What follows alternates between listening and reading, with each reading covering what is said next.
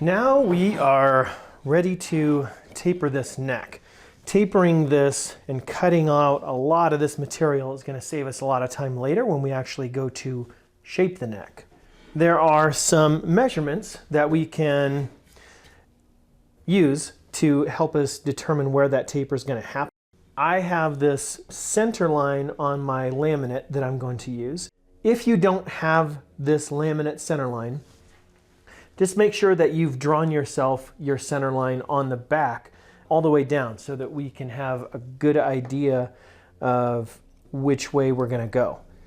Now, the nut on this OM plan is 1.75 inches, which is about 44 millimeters.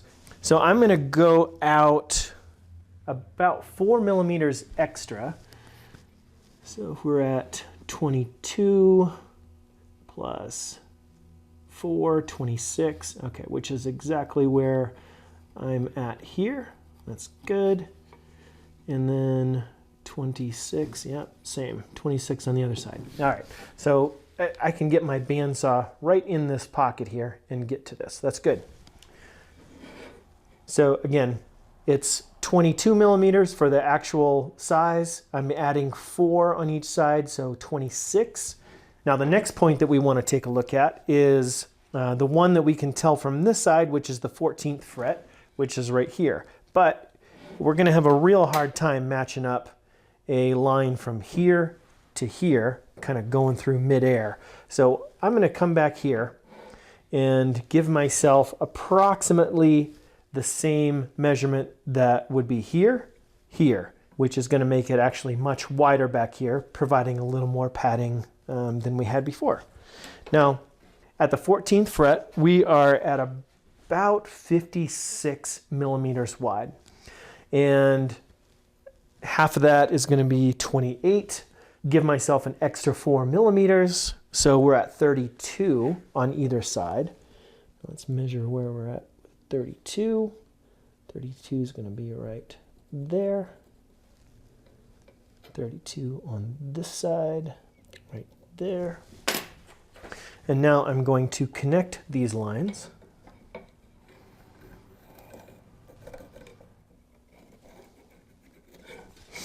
Okay. Now that will give us a much better idea of where that neck is actually going to be, and it is going to save us a ton of time later. So let's take this to the bandsaw and cut this shape out. Now, one thing I do want to mention that when we get to this point, I am going to just come out the side. I'm not going to continue all the way through here because once I get this full height, I kind of lose track of where I'm at horizontally with that blade, and I'm not sure where this mark is going to end up. So I'm going to hold off on that until I finish these cuts. Then we'll come back to this and show you what I do at the end. Now this bandsaw is a much larger one than I was using before. The fatter blade, it's going to cut straighter, which is ideal for this. And then it's going to just come out at the end. I've made sure that I've got clearance here for that. So this is ready to go. Just make sure that even though we've provided an extra 4 millimeters of insurance, just make sure you stay outside that line. We don't want to get it any closer than we need to.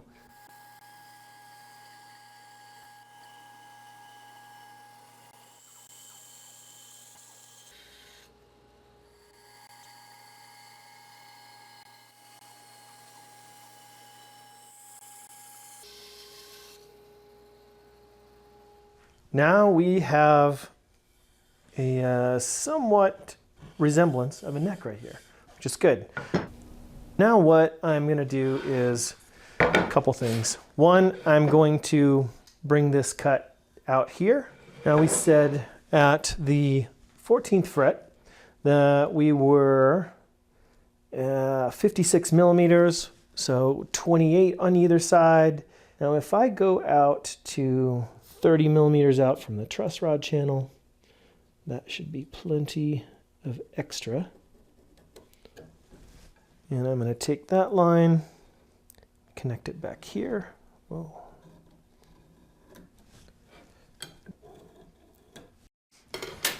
Okay, now I'm going to take this and continue this line down the shoulder. Make sure that you are contacting the bed in at least 2 spots so for stability.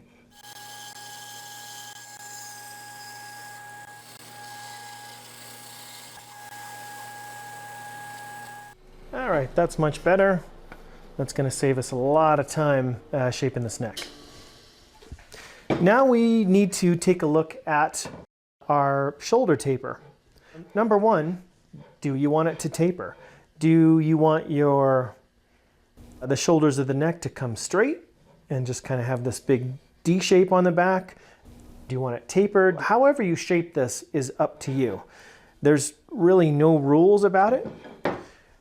In general, if I have a straight-shouldered guitar with no cutaway, then I will taper mine in and give it a little bit of shape. Try to be somewhat graceful about that on this backside. If I have a cutaway, I like my cutaway to come around and flow straight into the guitar and carry this line all the way through. So I generally leave my shoulders straight on cutaways. And some people taper both. Total personal preference, really whatever you want to do. Now this heel shape is totally up to you. I've drawn this a little kind of ovoid, egg-shaped. It's not symmetrical at all, I'll fix that.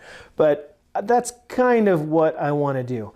Make sure that you leave yourself good 3/16 to 1/4 inch for a shoulder on either side of this tenon so that you've got some room here to maneuver and make any corrections that we need to should our final fit need to change directions. Also so that we don't get so close to this tenon, that we're causing ourselves some problems here. So I'm going to get this a little bit closer with a handsaw. Okay, I'm feeling a little bit better about this shape. That's probably how it's going to end up, although it'll probably be a little bit shorter, probably closer to here. But that's going to give me at least a good start. Now what I want to do is bring this over, bring this over. Now we're right at the 14th fret here. So if we do that same cut, we're going to be just about at this shoulder, giving ourselves that extra room. So I'm going to take that and that, and I'm going to connect these lines.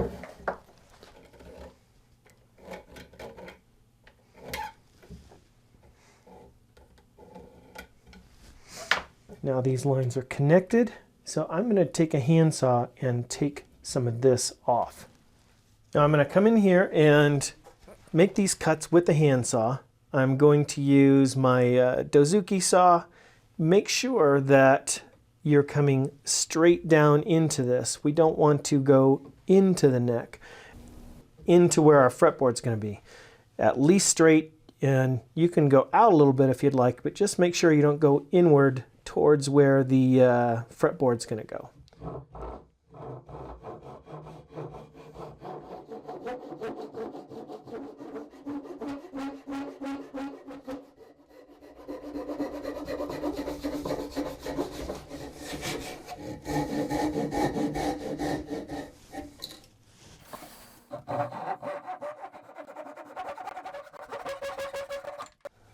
Now we've got a taper on there. We've got the neck shaped. This is really ready to go. I'll do a little cleanup here with this, and then we can bolt that onto the guitar.